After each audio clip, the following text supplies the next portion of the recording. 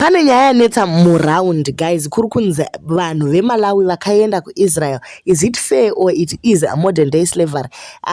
Welcome back to your channel. Please don't forget like and subscribe. Tisatanyanyisa kuenda kure guys, musakangamwe kushare video redu kuti rifambe. Okay guys, so zvine basa here kuti vanhu veMalawi ava vakaenda kunoshanda kunopika mafruits kuIsrael. Anditi musakangamwe vanhu ava vanzi vari kupiwa $1,000 per month.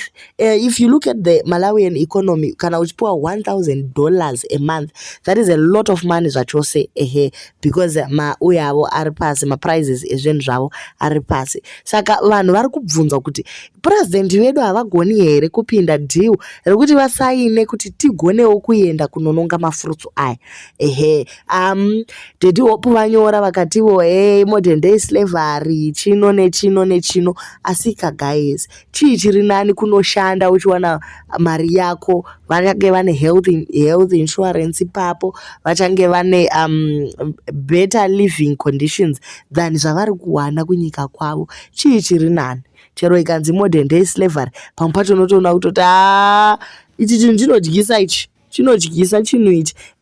Zvasiyana chine masiwo yese yeyo London ka yakavhura kwachausiku, kukavhurwa ukanzi vese vanoda kuuya kuzoita keweki kamuchikupura muchipfekedza vanhu mapambasi, vanoshanda kumapenzi vachiitawo zvavanoita. Chii chiri nani? Chii chiri nani kuendako kunoshanda kumapurazi uko nekeweki? Chakagosiyana iyo Britain yacho zvairi kuita kunzi uyai mushande kumapupuza uko, nevari kunzi uyai munhonge maapple. Chii chakagosiyana pakadaro apo? Zvangonzi vabhadhare airfare yavo nepekunogara. It is understandable considering the amount of money they are going to get paid. Anditika okay, but chinotyisa ndechekuti kune hondo kakuIsrael uku, havasi kunoitwa masoja here vanhu ava. Vanosvika iko kuya they are sold a dream, zvinogona kungosvikochinja. Muri kufungawo kuti chii guys? Siyai macomments enyu tione kuti ndizvo here izvi.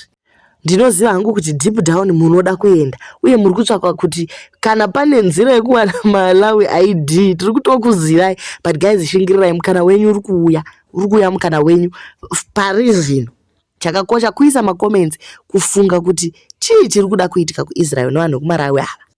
Back to wenera kayaitika apa, back to wenera chaiyo kuti ndivo labor force yeAfrica.